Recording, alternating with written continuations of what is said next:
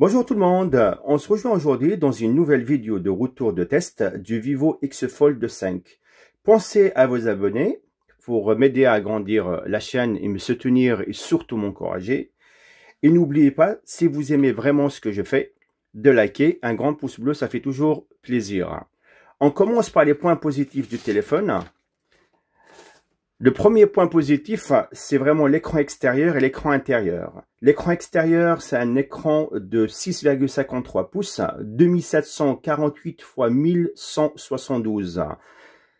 L'écran intérieur, c'est 8,03 pouces, la technologie AMOLED, 2480 x 2200 pixels. Le taux de rafraîchissement, c'est 120 Hz.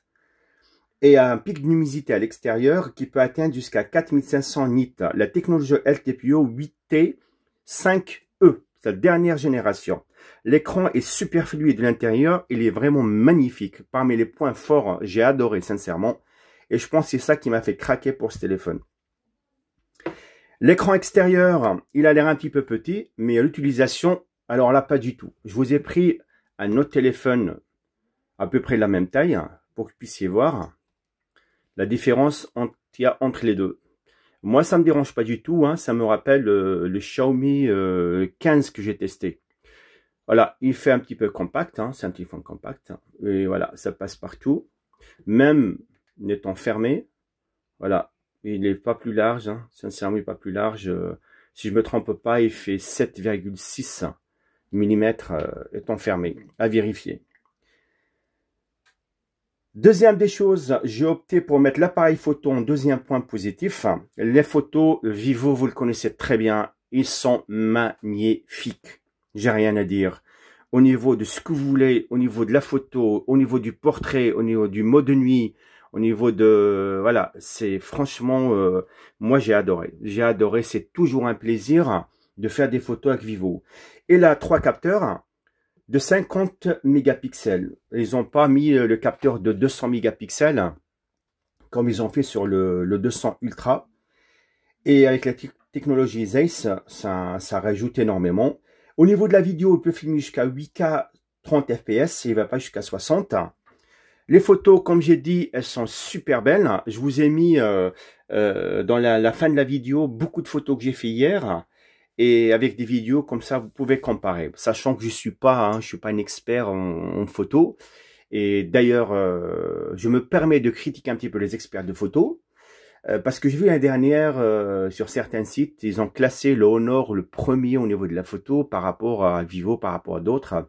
Franchement, j'avais rigolé. Je me suis dit, on n'a pas le même appareil entre les mains. Parce qu'on comprenait la qualité de photos de Vivo par rapport à d'autres. Pour moi, c'est incomparable, parce que il y a beaucoup de détails, il y a beaucoup de choses où, voilà, je suis pas un expert, mais j'ai quand même un avis à donner.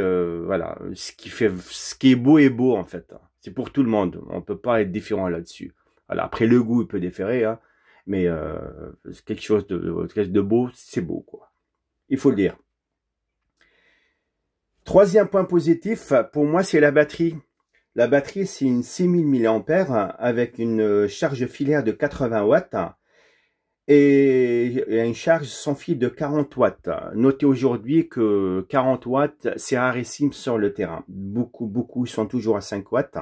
Par contre, Vivo encore, ils sont beaucoup à l'avance, donc ils ont mis à 40 watts. Au niveau du téléphone, il est vraiment fin. Quand on l'ouvre, il est super fin. Voilà, on trouve les haut-parleurs, un en bas et un qui est en haut, qui sont très puissants, très puissants. Un son qui est vraiment très bien. De côté droit, ils ont gardé le bouton Power et le bouton Volume, plus ou moins. La nouveauté cette année, c'est vraiment le bouton de côté sur la façade extérieure. C'est un bouton à la méthode OnePlus. Et donc, vous appuyez dessus.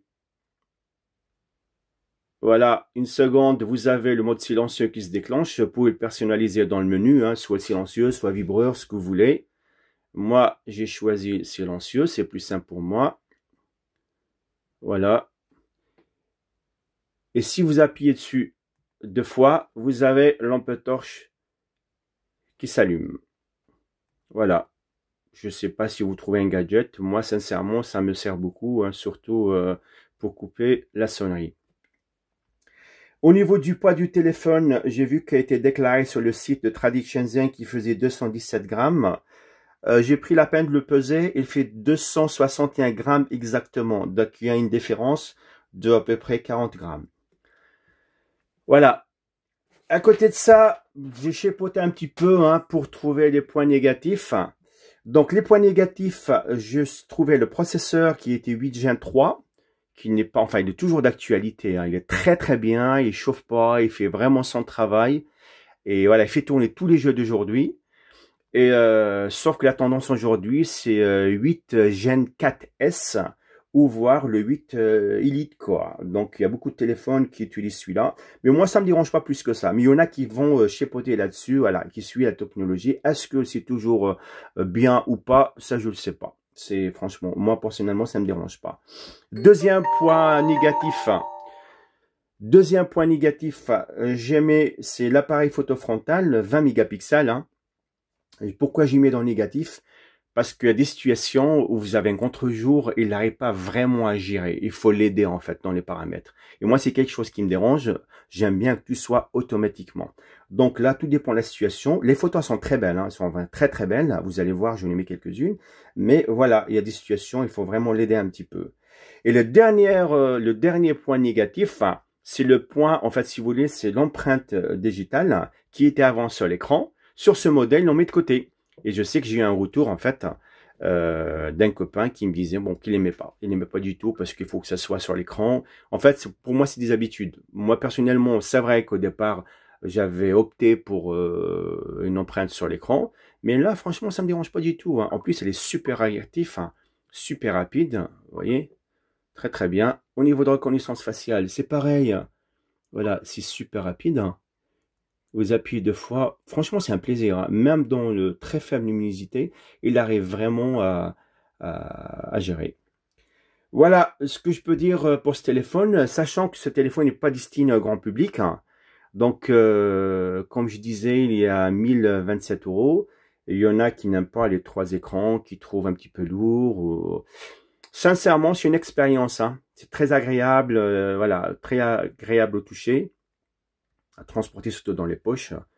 C'est voilà, moi personnellement, je suis conquis en fait et il m'a séduit. Pour l'instant, c'est mon perso. On verra plus tard. Sur ce, je vous donne rendez-vous dans une nouvelle vidéo. N'oubliez surtout pas à vous abonner et à liker. Bonne journée, à bientôt.